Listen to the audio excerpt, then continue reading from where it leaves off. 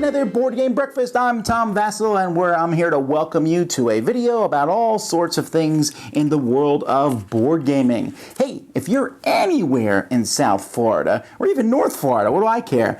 This coming Saturday, we're going to be having the South Florida Christmas Convention. It's a day of gaming. 12 hours straight of gaming. There's a $15 cover charge, but that covers the meals. They'll be having raffles, extra percentage off all the stuff. This is at the Cool Stuff in Hollywood. You are certainly welcome to come. You don't need to sign up to go. If you want more details or information on how to get there, please email me. We would love to have you there. We'll have a pitch card tournament, just lots of fun. So I hope to see you then. Okay, well, also, we're getting close to Christmas, and so there's lots of different things that are coming up. First of all, I'll be doing a Q&A today, but this one is going to be a delayed one. I'll be doing this one around 10 p.m. Eastern Standard Time. That's later than normal, but I thought that it would be interesting for people who maybe, I just like them at different times so people around the world can see them in different times. Also, our Christmas is coming, like I said. Our Kickstarter is not too far behind that, so start thinking about that now. We hope that we're putting it together, and we hope it's exciting when we get to it. All right, though, let's get to the news. Here we go.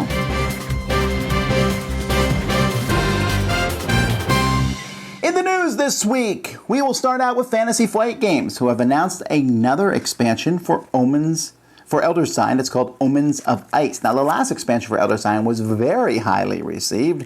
Our resident expert, Z Garcia, had many good things to say about it. This one takes place in snow and wind, and so there's that theming there, and you can play on an easy level, hard level. Stoneblade has announced an Ascension, another one. I think this is the 200th expansion. No, not really, but there's a lot. This one's Dreamscape. I had a chance to look at this one at a trade show, and it has a new currency, some new cards that can be used. So I think that one will get people excited. Catalyst has announced a deck building game based on the Valiant comic book universe. Now, I am a big comic book fan, but I'm just not really that familiar with Valiant comics. And this one also looks like it mixes miniatures in the mix. So there's deck building and miniatures. That's unusual. Be interesting to see what this one does. Plaid Hat, to nobody's surprise, announced expansions for Ashes. Ashes is it's essentially a living card game, although they can't use that term. Fantasy Flight has that, but it's a living card game. Where you're playing against somebody else, so they're going to have 2 more pre-made decks coming out, then 2 more coming at Gen Con later on, then later on a box set of it. So there's plenty of this. They're going to have organized play for it, so I think we're going to see a lot more Ashes coming up next year. Cool Mini or Not has a new game that they're bringing to America from Sweet Games, and this is Wakatanka. It's a Fiduti game, Bruno Fiduti game, and it has bluffing involved. Cool Mini or Not continues to expand their library of the Or Not.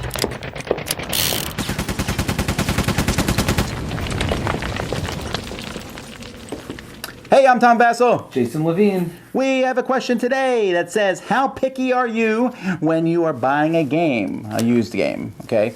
Do dings and dents bother you on the outside of the box? Would you not buy them? Let's say the components inside are pretty well done, but even then, if the cards have some wear and tear, would you buy the game? I'm very picky. Well, I'm a collector, so if you're a collector, you're going to be very picky. I don't like things and dents in my boxes. I'm very careful with my boxes. I save everything. After I punch things out, I throw out the cardboard punch outs. But wow, but so I generous. save everything. I like my boxes nice and pristine. Tom has seen inside of my games. They're all perfectly placed. All the pieces are perfectly placed. So when you pull it out, it's nice and easy to sort the next time. And I'm just particular. When I pack up my games, I count everything to make sure everything goes back in the box. I didn't lose something. But that's just me. That's because, I'm kind of a collector and I care about the Okay, but let's say you find a game that you've been wanting and you don't have. So like an older game. Most older games are not in shrink. So you find it. And you have nicks in the box. Would that bother you if the inside's almost mint? No. That as long as everything's there, if there's nicks on a box, it doesn't bother me so much. And with a new game, it bothers me. But with an old game, I've gotten old games that I... So you're saying if you ordered a game from a store and it comes and there's like a small dent in the box, you would send it back? Well, if there's a giant dent, I mean, if there's a small little nick and a little corner slightly off, that doesn't bother me. A lot of people send those back, though. Yeah, a lot of people do. That I don't understand. That's just people trying to like get away with, hey, give me a free money or something. But that's not my style when it comes to that. But I do, So I have some games that actually have little crunches or little things. It's when something's really mangled, when it's clear that a box corner is completely split or something. That's different. But if it's a little thing, those don't bother me that much. I mean, it just it's the way some things happen, and when they get shipped, sometimes that's the way it is. Well, I don't mind this stuff at all. I find it fun. I don't mind. I guess if the box is falling apart, I'm not going to like that, of course, or if there's clearly marked pieces in the game and such. But I don't mind used games. They're not. I mean, as long as the game is decent in condition, I'll take it. Although I don't really go out of my way to get used games anyway. But let's say I was. The box being dinged and dented and marked and beat is not a big deal to me, especially if the game inside is good. Sure, I might see it on my shelf and go, wish I had a better box for that. My Cosmic Encounter box was so beat up, right? So beat up, I took it everywhere. And then when I managed, someone gave me another copy, I took all the new components of the new copy and put them in an old beat up box and sold it to somebody, and I kept the new box because it looks better on the shelf. But that's not critical for me. Only for your favorite game, it's critical. Well, it was a nice thing, but I didn't need to have that done. A worn game, in my opinion, is a sign of a loved game, and while I don't think you should brutalize your games on purpose, I know, despite popular opinion, I really don't think you should. I don't mind so much when there's small dents and things in boxes. It doesn't bother me. Yeah, I mean, for me, like I said, small dents don't matter. The inside is what matters more. So if you get a game, especially a used game, make sure all the pieces are there, because if you're missing a piece, it could be vital to whether the gameplay is right or not, and that's much more important. Alrighty, well, thanks guys for watching. As always, you can send us questions at dicetower@gmail.com. Until next time, I'm Tom Vasel. Jason Levine.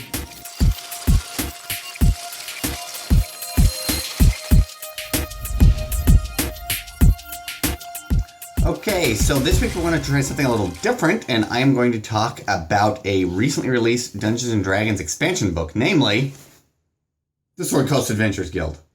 My reaction to the Sword Coast Adventures Guild, or SCAG as it's called on the internet, is very positive.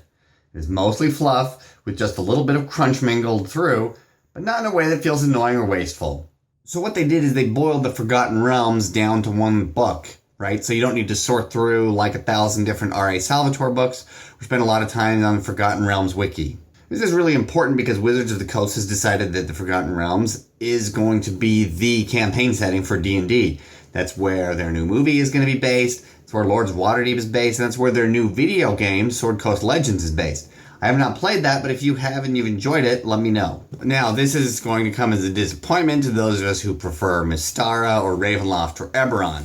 I mean, I didn't buy all these Warforged minis for nothing, Wizards. The SCAG features the following new character options: 12 class archetypes, 5 racial variants, and 11 backgrounds, including the inimitable Water Dehavian Noble. And who among us doesn't want to be a Water Dehavian Noble?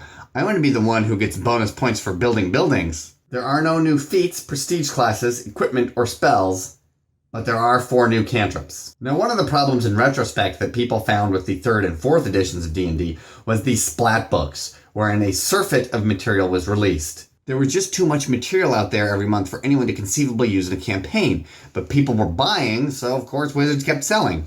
With 5th edition, Wizards is taking a slow and steady approach. In terms of actual new crunchy material, they're not going to release very much very fast. Now, one criticism people have had is that it's very thin, and for $40, that's not a lot of book.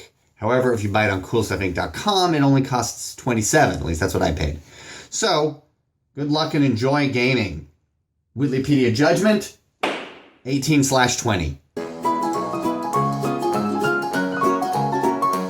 Greetings everyone, this is Dean with Board Game Social, and I'm here today to talk to you about nostalgia. That's right, this is the time of year when we get together with friends and family and we reminisce about the old times. Maybe it's a decoration, maybe it's a smell of a certain food being cooked, maybe it's just getting together with loved ones that you haven't seen in a while.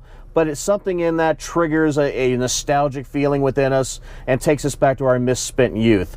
And I recently had the opportunity to play a game called Thunderbirds. Thunderbirds is designed by Matt Leacock. It's a co-op game and it's based on the old television show with the marionette puppets that freak people out. Okay, but the nostalgia wasn't for me. It was for my buddy Dan that I gamed with. He grew up watching this show. You could tell from the beginning of the time that we started playing the game, he was beaming from ear to ear with joy. All right, every little card would trigger something. He'd tell a little story about, well, in this episode, this. And the reason Miss Penelope isn't on this card is because she wasn't even in that episode. So he thought the game was very true to the show, but it brought out such a warm and joyous feeling in him. And I could tell watching him play the game that he was just reliving his youth. And so my question to you is there a game out there that is nostalgic for you? Is it something that takes you back to your childhood or your teenage years?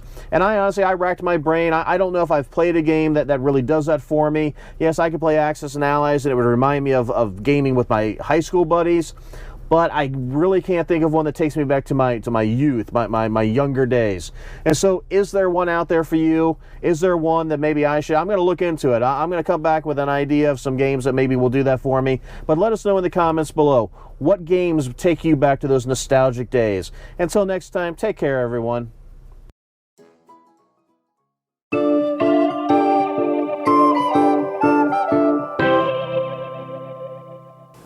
I used to do a series of things that tick me off. We're going to now start a series of things that make me happy. Yes, I'm going to talk about the little things that publishers do. Small things, but things that are a lot of fun.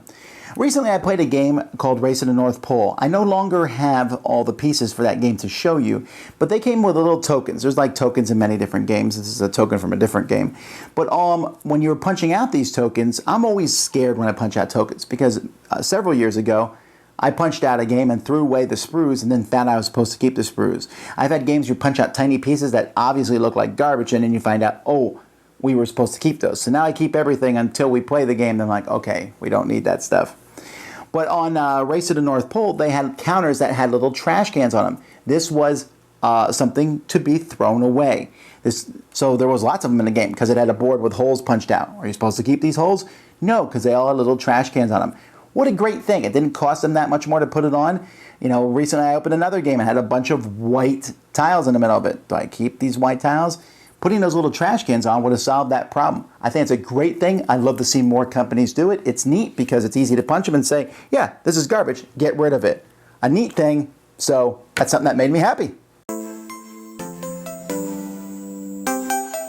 Hi, welcome to Painting 101. With Christmas just around the corner, I figure I'd show you a couple of games this week on entry-level games that I think are great to start painting on. But these 4 games, I think they'll be perfect to start and they're fun. Now first off is an old favorite, Battletech. Comes with about 24 unpainted robots, but they're very easy because you can just paint them a single color and then dry brush them and quickly get through them. The next game I suggest is Rivet Wars. Rivet Wars, yeah, it does come with 38 miniatures, but very simple colors, big areas to paint, and good for the beginning painter. Nothing complex, nothing too out of scheme. Grays, greens, flesh color, and you're good to go. The third has about 100 miniatures, but very, very simplistic. It's a very simplistic space job and a great game. Space Cadet Away Missions. And finally, one of my favorite games, and also my kids', Mice and Mystics. Very easy to do the mice and the rats.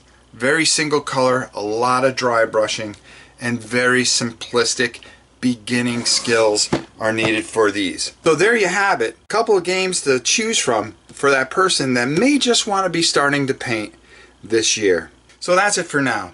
Join me next week as we're going to be taking all the wonderful photos from all the wonderful people that have sent pictures and put them together in a special Christmas episode. If you have some work that you'd like to share, please send it to me at novaprime860@hotmail.com. Until next time, I'm Rob Warren. We'll see you soon.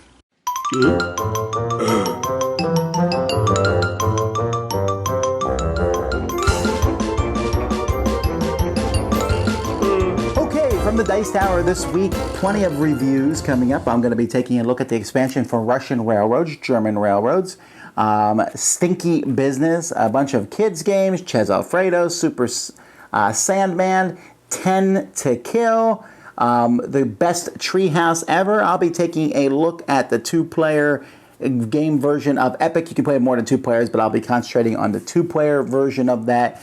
And so there are several. The World of Yoho. I'm very excited to talk to you guys about that one. So that stuff's coming out this week. We'll also be continuing our look back at 2015.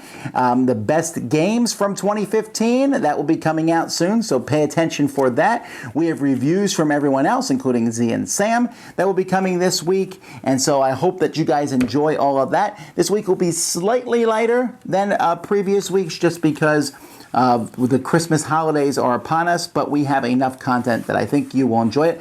Jason's Top 10 of 2015 will also be coming out this week. Okay, let's move on.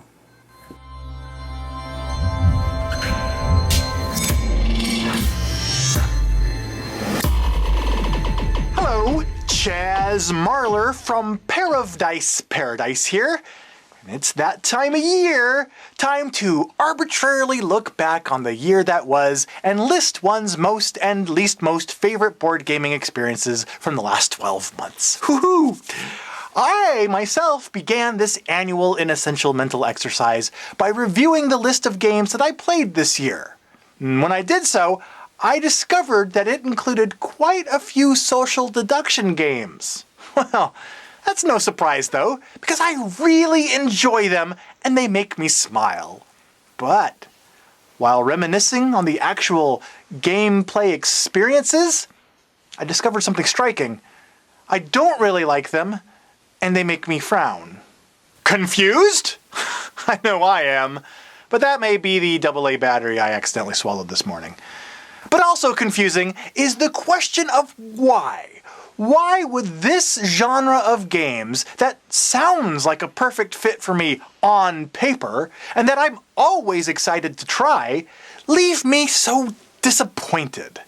Well, perhaps it's the sheer volume of them that we were inundated with this year. Yes, social deduction games were hot in 2015. So hot, in fact, that Love Letter was repeatedly re-released as Love Letter Hobbit, Love Letter Adventure Time, and Love Letter Batman. All variations of essentially the exact same game. Fortunately, releasing essentially the same game over and over and over again is a stunt that no other social deduction game repeated in 2015, is a statement that you can make if you choose to ignore One Night Ultimate Werewolf Daybreak, One Night Ultimate Vampire, and One Night Resistance. Recycling these game engines is starting to make social deduction the Mike Myers of board games. Oh, they may seem enjoyable for the first few minutes, but after a while, you can't help but feel like you've seen all of this before. Oh, behave. Yeah. Oh, behave! Yeah. Oh, behave, baby. Please stop now. But what about the viewers out there? When you guys think back on your gaming experiences, is there a particular game or genre of game that you really like in theory, but in practice consistently leaves you disappointed? If so, let me know in the comments below.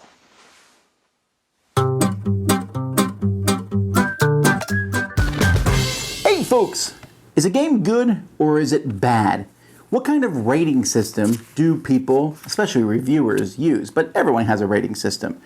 The most simplest rating system was back when, Ebert and Siskel did their thumbs up. It was either thumbs up or thumbs down, but since there was two of them, they could give the 2 thumbs up thing, and that kind of has stuck through, right? But most people don't want ratings that are good or bad because they want a bigger scale. So people like different scales. Now there's different sizes of scales. Again, Ebert then on his regular reviews, and you can tell I'm a bit of a Roger Ebert fan when he was alive, his reviews, he had a 4-star scale, and then if 4 stars was the best and no stars was the worst. However, it wasn't really 4 stars because he would do half a star, 1 star, 1.5. So it was really an 8-point scale, which is okay. And some people actually don't do that. They just do a 5-star scale. So it goes from 1 to 5, 5 being the best, 1 being the worst. Many times you go to hotels and restaurants, and that's how they're rated. This is a 5-star hotel. This is a 4-star hotel, so on and so forth. Now, on Board Game Geek, which is the largest place where people rate games, or other places to rate games on the internet, they have a scale from 1 to 10. They have a set of guidelines that they give people to do it. Even if you take these guidelines seriously, like absolutely seriously, and some people have. For example, number 10 says an outstanding game, want to play this at any time. Well, I'm never going to always want to play a game. Sometimes I would rather eat supper. Sometimes I would rather play another game because I just am in the mood. So therefore, no game can get a 10. Well, that's kind of ridiculous, because then why even have 10 on the scale? On the scale, is it some nebulous no game can reach a 10? But if a game ever does, and then we know, of course, anything can go to 11 too, right? So we look at the ratings of games, and we have the 1 to 10 scale that Board Game Geek uses. There's a 5-star scale. So people have different ones, and I'm not here to criticize how people rate.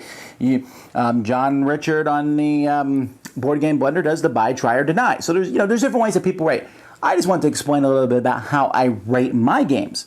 Now, I like the 10 points, the 10-point scale, but I actually like the 20-point scale better, because I like to do the 0.5s. This is a 7.5, this is an 8, this is a 9, etc.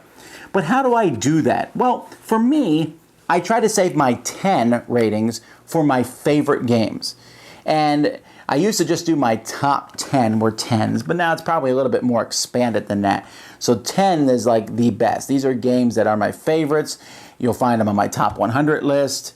9.5s and 9s, you'll probably find all those on my top 100 list too, although the 10s are the best of the best.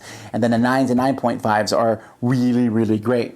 8s are just great games. I play it and I'm like, wow, this game is great. This game's awesome, marvelous, whatever the term is. Wow, I really wow, this game's so good. I mean, it's maybe not one of my favorites, but it's certainly an amazing game. 7s are those games where I'm like, hey, this is a good game. I like this. This is fun. The 7s are games that I would probably gladly play anytime. I might not call them great, but they're good, and they're the games I give good reviews to. 6s are the same thing as 7s, with 6s being more of the games I'm like, yeah, these are good. I'd rather play the 7s, though, if I could. 6s are fine. They're good games. I have no problem with them, but 7s are better. They're not in my favorites like the 8, 9s, and 10s are. The 6 and 7s are good games. 7s are better than 6s. That's simple. Once we get to 5s are games that I think could be good, or were almost good, or I like them in theory, but in practice they're a little boring, and that's the 5s. 4 is when I start actively disliking the game, like, oh, I don't really like that game, I think it's a 4. 3, I pretty much hate the game. 2, I want to pile drive it in the ground, and 1, it should be burned every copy on Earth. Now, in reality, I use the 6 to 10 scale way more than I use the 1 to 5. And that's because I really do like more games than I dislike, although that's starting to tilt in recent years just with the flood of substandard games that I'm starting to play. But still, I still do like more games, and that's really what I concentrate on. So because I'm going from 6 to 10, and now this is a game I like, well, where is it in that scale? That's why I more often use the 6, 6.5, 7, 7.5, 8, 8.5, 9, 9.5, and 10. Because it's just a way for me to differentiate how much I like that game. Now, what is my rubric for picking these ratings? It's simply a gut feeling. How fun is that game to play? There really isn't anything else that I can look at. It's just how fun. Now, the factors that go into fun, how diverse is the game, how replayable is it, number of players, the sense of excitement that the game has. Do I like the theme? All these factors factor into the fun of a game, but I mean, I have a hard time describing that to people. But I know what makes a game great for me, and that's why I give it these ratings. Now, you'll notice on our website that we give the Dice Tower Seal of Approval to any game that gets a 6 or a 7. And then the Dice Tower Seal of Excellence, any game that gets an 8, 9, or 10. And even though there's 3 numbers, 8, 9, and 10, the 6s and 7s are handed out way more often. Because there are many, many good games. There are fewer 8s, there are way fewer 9s. I very rarely give a 9 out. And then the 10s, that's just a very unique thing in itself. And that's just how I do it. But everyone else might do it differently. One game I might rank a 5, someone else might rank a 5, but we mean 2 different things. My 5 is like, their 5 is amazing because it's the top of their scale. So I'm curious. I know that some people, I used to rank all my games by decimal points. I had 8.67 because I wanted to have them all in order. But I found that was problematic because occasionally games switch in order. If you watch my top 100 every year, you'll notice they always switch. And then I didn't feel like going through and changing all those ratings around again. Ratings can also change over time. Sometimes I just like a game better than I used to like it, or worse than I used to like it. So that's just the way I do my rating scale. I thought it was interesting. I was reading a thread about it and thought I would discuss how I rate my games. But essentially, it's just kind of a subjective thing for me. 10 is the best, 1 is the worst. Where do I think it lies in that scale? That's the rating it's getting.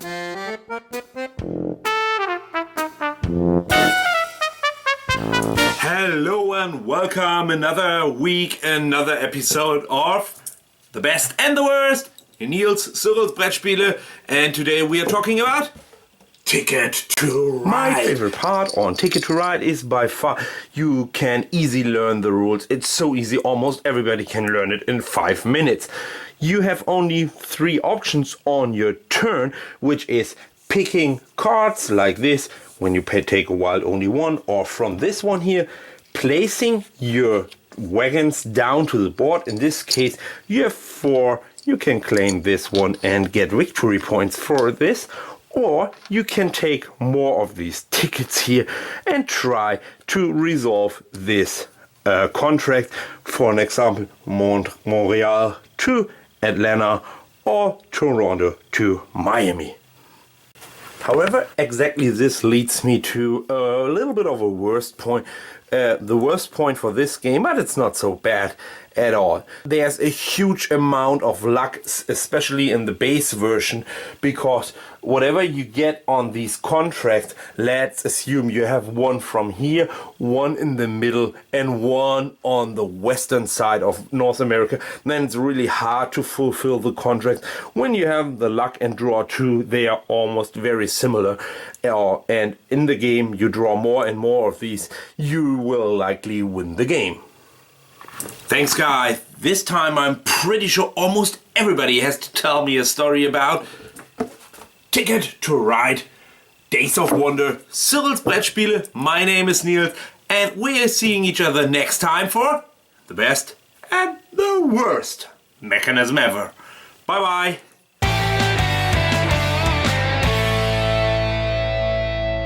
Hi, Dice Tower. My name is Jonathan Brown. I'm from Montreal, Canada. This is my gaming room. We actually use my pool table to play board games because I don't have enough place in my basement to put a real table. There's some ships from X-Wing.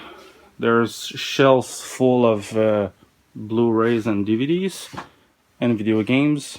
Then books, CDs, and figurines from different video games. And on the other side, I got my actual board games, shelves full of it. I got my own design right there. Then for you, Tom, some Euroscape. And there you go, some bigger games on top with some whole games. And shelves full of Euro games at my favorite style. Fells game again, and Fells game. It's my favorite designer, I think. And there's other ones there. Key Flowers. Mysterium, My Village. And right there, still games. Hey Sam, that's for you. I like this game a lot. Here's some extension for Twilight Imperium, Kingdom Builder, Thunderstone, Carcassonne, Seven Wonders, Dominion, and there's a lot of Days of Wonders game right there. Here we got some shelves with bigger games, or the games I don't play often or needs a bigger player account to play. Descent 2.0. Some other games right there. Suburbia, pretty good game. Legendary games. Here we go.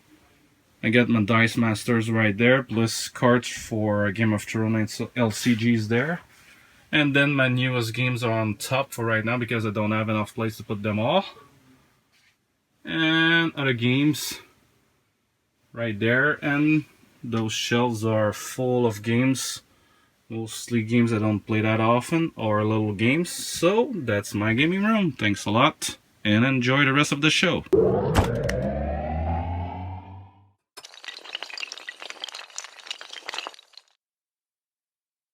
Hi, Suzanne here with this week's featured board game app. After a long string of lighter games, 2015 is ending with a number of higher profile, heavier game releases, including Martin Wallace's Steam, Rails to Riches. Now, heavier games can be quite challenging to port to the digital sphere, so let's take a quick look at the implementation of this highly regarded strategy game.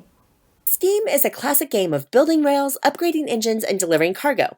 You have to carefully balance gaining revenue versus gaining victory points while you try to expand your rail lines and maximize on your deliveries because you have just 10 rounds to emerge victorious. For the record, I am terrible at this game. Releasing cross-platform, Steam has been a pleasant surprise as an app. I feel like a lot of care has been put into crafting the digital experience, and while there are some gaps, overall the package is polished and enjoyable. The rules are available as a downloadable PDF, which I dislike, but there is a decent tutorial that walks you through the rules and the interface. In real life, Steam has a bunch of different maps, but in the base app game, you'll get just one map with another available as a IAP with more promised. There are 3 different levels of AI, which I find challenging, but maybe more experienced players might not. On the downside, there is no online play at this time, and the app does not include the option to play the quote-unquote basic game, which means there's no bidding for turn order, which would be a nice addition. Steam Rails to Riches has a fairly large fan base, and Uber players might find things like the missing basic game and the lack of maps currently available disappointing. On the other hand, for people unfamiliar with Steam but who enjoy medium to heavy Euros, or fans who just want a Steam experience on the go, Steam Rails to Riches is a high-quality app with tons of potential and is definitely worth a try. Greetings, Internet. I'm David Kingsmill, one of the gurus at Snakes and Lattes. On our last How to Snakes video, Steve mentioned how to get your customers, friends, families, whatevers, away from playing Munchkin in favor of other games with a similar theme that they may find more interesting. This week, he's asked me to tackle the sacred cow that is Monopoly.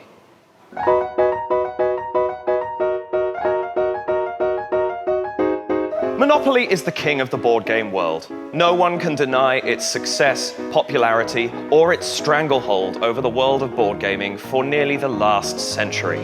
But Catan, I hear you screaming at your screens. Look, I hear you.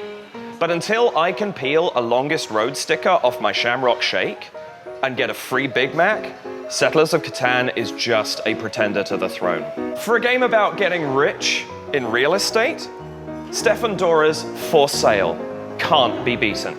Players start with a finite amount of cash with which to acquire the best properties they can in the first half of the game.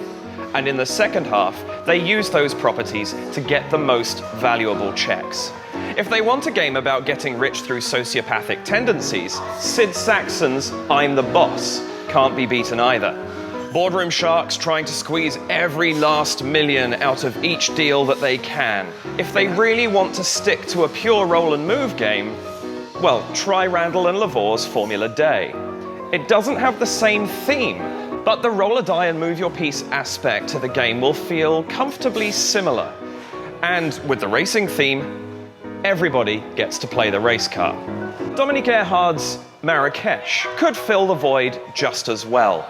And the roll and move this time is joined with that desperate wish not to land on properties, rugs in this game, that were placed by other players. Now, if you have somebody who loves Monopoly, there may be nothing you can do. Sometimes it is a terminal condition. But at the very least, you can make sure that they use the auction rule that is so often overlooked. And for the love of all that is holy, make sure they do not use the ubiquitous free parking house rule. All right, another board game breakfast is here and gone. Well, it's going to be a week. I think Star Wars comes out this week, huh? Is anyone even watching this, or are they already online for Star Wars? Well, anyway, we'll see how that movie is. I'm going to see it too, just like everybody else. So it will be a lot of fun, I'm sure. Until next time, I'm Tom Vasel, and you've been watching Board Game Breakfast. Thanks for watching Board Game Breakfast. Tune in each week for your daily dose of gaming goodness with Tom Vasel and all the gang. Until next time, I'm Eric Summerer, and you've been watching Board Game Breakfast, a Dice Tower production, sponsored by Cool Stuff Inc., an amazing place to buy board games. Cool stuff in stock at coolstuffinc.com.